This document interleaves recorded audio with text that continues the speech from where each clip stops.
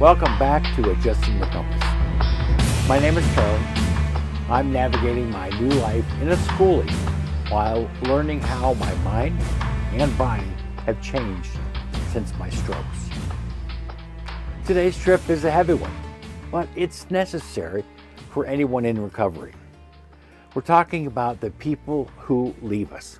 Specifically, what happens when a relationship that was close for years suddenly hits a wall and vanishes after a medical crisis. Let's just adjust the compass on social abandonment. For me, one of the biggest shocks of my stroke recovery wasn't the physical changes. It was the shift in my social circle. You see, when you're going through a recovery like this, your social contract with people, it changes. You aren't the person you were before. And for some reason in our lives, that is a problem for some people. They don't know how to solve. I can somewhat understand the challenges placed on relationships when there are substantial medical hurdles, like you can't talk. I'm speaking about physical challenges, not being able to walk, or difficulties using your arms, your hands, or your speech. I understand that there are caregiver issues, and one of the most challenging is memory. One of the biggest deficits in some strokes, like mine, is memory loss. There are large blocks of my time as if a whole decade doesn't even exist anymore, and that creates massive challenges for me. But it's really more than that. Okay? During my research for this episode, I looked specifically for the answer to this question. Why do some family members or other family chosen cut off contact after a relative has a strokes? I'm so used to saying strokes. Had a stroke, like a strokes. I had two. Look at me. Research suggests several physical drivers. One factor is avoidant coping. When a loved one is in pain, some people feel so helpless that they shut down to protect themselves. There is also lifestyle incompatibility. If a relationship was built on shared rituals like drinking or partying or real high energy activities, and the survivor can no longer participate, the abandoner may feel the relationship has lost its primary value. Now, in my opinion, lifestyle incompatibility is where the real meat of the issue sits.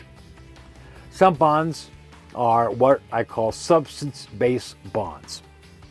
If the person who left is still living a life centered on things like heavy drinking or like drug use or things like that, the stroke survivor becomes a mirror that they don't want to look into.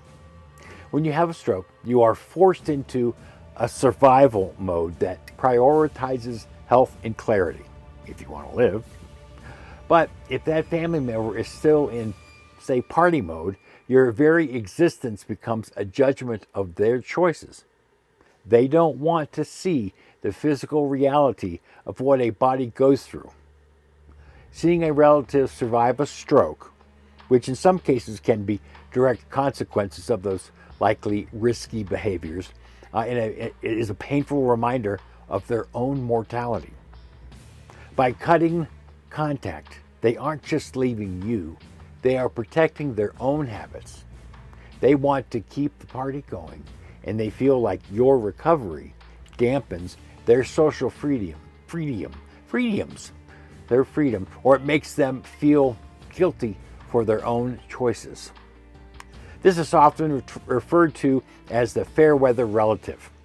It's a recognized pattern in social psychology where relationships built on eccentric rewards, like the fun of partying or the status of wild, collapses the second those rewards disappear. They only know how to relate to the pre-stroke version of you. When the identity changes, they feel the relationship has no value left for them. For them.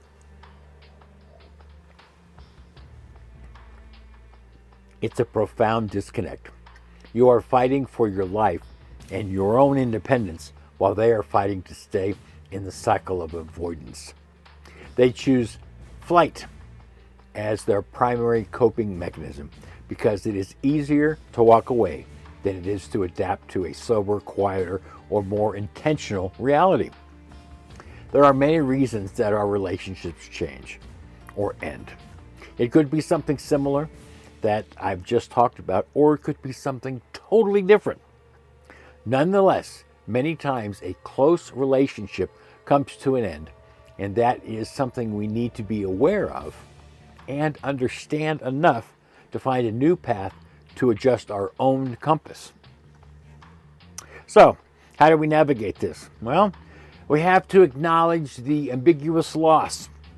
You might be grieving the version of them you used to know, while they are treating the new you like a stranger. In my opinion, the most important step in adjusting your compass here is realizing that their departure says everything about their journey and very little about your worth. You are moving forward, they are staying still. We have to stop treating social abandonment like a puzzle we need to solve. When someone walks away because your recovery doesn't fit their partying narrative, perhaps, you haven't failed a test. They have failed a transition. They aren't running away from you. They're running away from the reality of their own reflection. If they stay, they have to face the fact that their lifestyle has consequences. If they leave, they can pretend the partying is permanent. You are not a burden. You are simply a reminder of a truth they aren't brave enough to face yet. Realizing it isn't your fault means accepting that some people are only equipped for the easy version of life. When the social contract changed from shared substances, drinking, smoking a little weed, to shared survival, they realized they didn't have the emotional currency to pay the bill. That isn't a reflection of your worth.